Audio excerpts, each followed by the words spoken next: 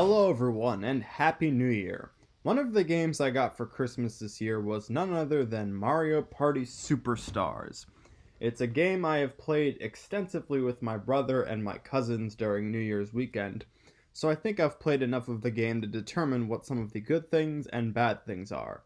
So without further ado, let's get started with that.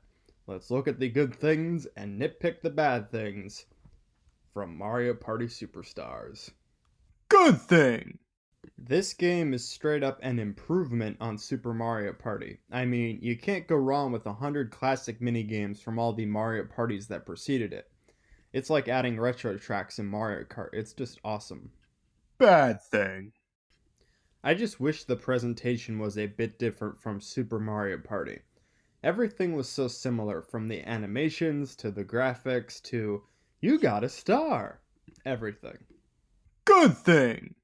Going along with the retro feel to this game, I love how right before you're about to go on a board, the Koopa Troopa shows how that board used to look in the olden game. It's a good lesson on how video game graphics have evolved. Bad thing.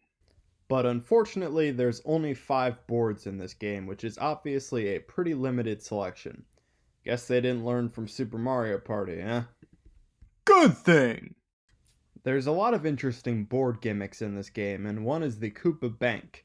You go past it, you have to give the Koopa some coins, but if you land exactly on it, you get everything that's been deposited into the bank. Kinda reminds me of Monopoly a little bit. Bad thing. But much like Monopoly, random chance can screw you over in an unfair way. And when I say chance, I mean the chance time space. It literally swung a game away from my brother to my cousin when he had to give away a star. I can only imagine how salty I would be if this were to happen to me. Good thing! Unlike in Super Mario Party, you get to play a fun little minigame when you land on an item space. And once you land on that item, you got it, as they say. Bad thing. Except now when you land on an item space, there's potential to fail those fun little mini games and get nothing. Too bad. Good thing! Another fun gimmick is in the Peach's birthday cake board. You can buy these piranha plants that are strawberries.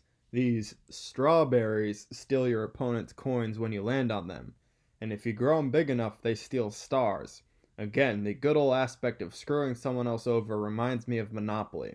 And it's not as rigged as Chance Time, as there is the aspect of return on investment involved here. Bad thing. One much less cool thing about Peach's birthday cake is that because the board is so small, the star stays in just one place.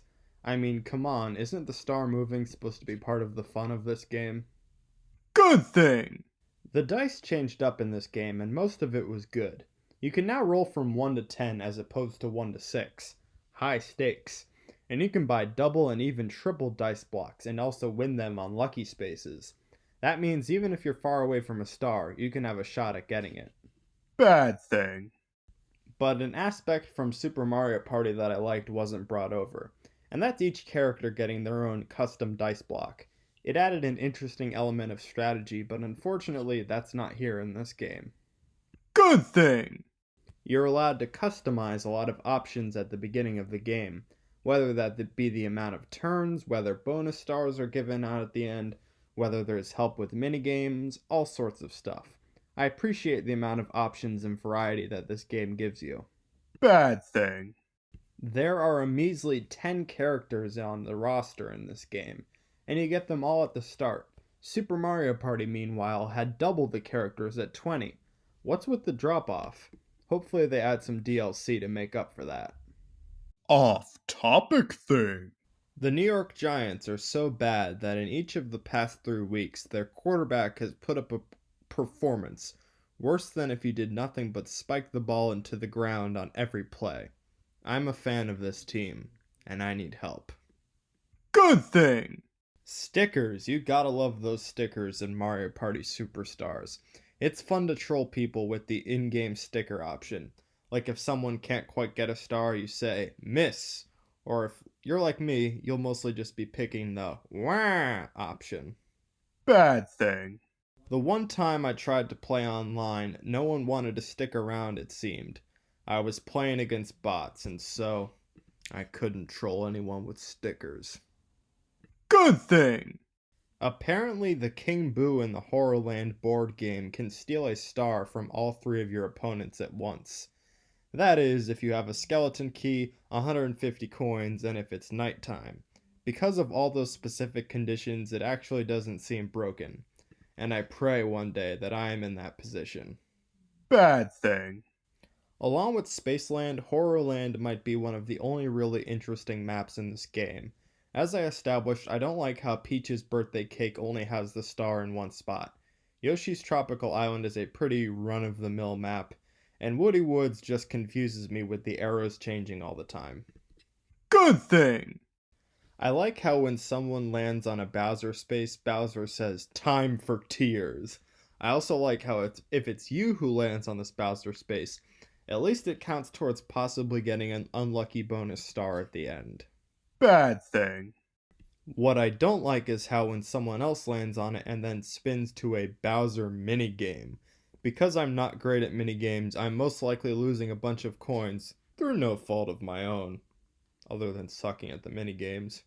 Good thing. Because this is a best of collection, most of the minigames are quite good, or at least decent. You have classics like Bumper Balls, Mushroom Mix-Up, Tick-Tock Hop, and Pushy Penguins, just to name a few of my favorites. And because I haven't played the classic Mario Party games, it is truly a new experience for me. Bad thing. There still manages to be a few clunkers in the mix though. In particular, some of the 1v3 minigames seem rigged for one side. Piranha's Pursuit is an egregious example of it favoring the one, who is easily able to run away from the piranha. Just the opposite, Boulder Ball seems rigged for the team of 3. Good thing.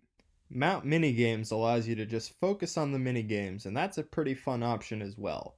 It takes the luck out of it, you just have to have skill. Bad thing. But unfortunately, since I'm mostly lost to my brother in Mount Minigames, it appears I do not have much skill.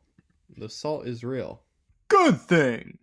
In keeping with the retro feel, I do like how the game embraces simplicity. It kept away the allies from Super Mario Party, which I appreciated. No gimmicky motion control minigames like that frying game, and thankfully, no party car. Yes, I like the custom dice blocks from Super Mario Party, but I do mostly appreciate how this game kept it simple. Bad thing. You know, I wish when there's only 2 or 3 players it doesn't force us to play with a bot. They could still have bots for the minigames, of course. I get that it's a party game, but it could still be multiplayer without being exactly at 4 players. Good thing. All of these classic minigames had their music renewed, and they mostly sound great. You can compare the modern and classic music tracks by purchasing them from the Toad Shop, which I think is quite cool. Bad thing. I can just picture it. I'm back on campus this semester, I'm playing this game with the video game club, I lose, and I get salty. I can tend to be a bit woe is me with this kind of game, cause it's so luck based, so yeah. Well, that's my thoughts after playing a decent bit of Mario Party Superstars. I don't know if I'm going to do a formal review of this game because I feel I've already gathered most of my thoughts here, but I might do a list ranking my least favorite and favorite minigames if you'd like to see that. In the meantime, I may have a review of Mario Rabbids next week. I know I've been talking about it. We shall see if I deliver. Bye bye.